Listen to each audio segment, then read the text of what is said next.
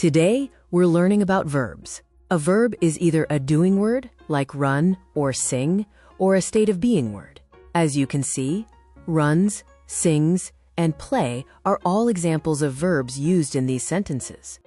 Next, let's look at main and helping verbs. The main verb gives the sentence its primary meaning.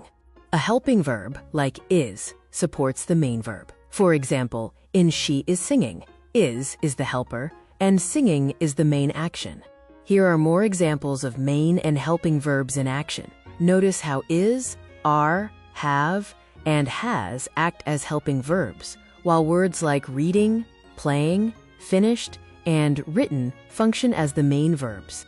Primary auxiliaries fall into three main groups: be verbs like am and was, do verbs like did, and have verbs. These are essential for building different tenses in English sentences. Time for a quick activity. Can you identify the auxiliary verbs in these sentences? Look closely. Is, have, and do are the auxiliary verbs acting in these examples. Now let's explore modal auxiliaries. Modals are special verbs used to express ability, permission, or possibility. Words like can, could, may, and might help us convey these nuanced meanings.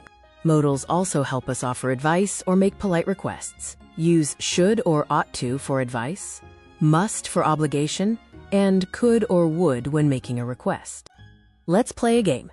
Which modal fits best? For asking permission, we use may. For advice, should.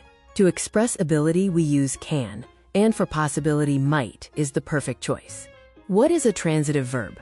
It's a verb that passes action to an object. In Rahul kicked the ball, kicked is the transitive verb because it acts upon the ball. Here's a handy trick. If you can answer what or whom after the verb, it is likely transitive. For example, she bought a dress. What did she buy? A dress. So bought is transitive. Sometimes a verb has two objects. In mother gave me a gift.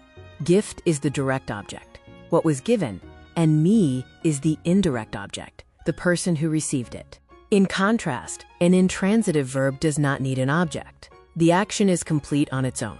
The baby cried is a perfect sentence. No object is required for the verb cried. Use this trick for intransitive verbs. If you ask what or whom and get no answer, the verb is likely intransitive. Since, quote, the baby slept doesn't have a what answer, slept is intransitive. To wrap up, here is a quick summary of everything we've covered today.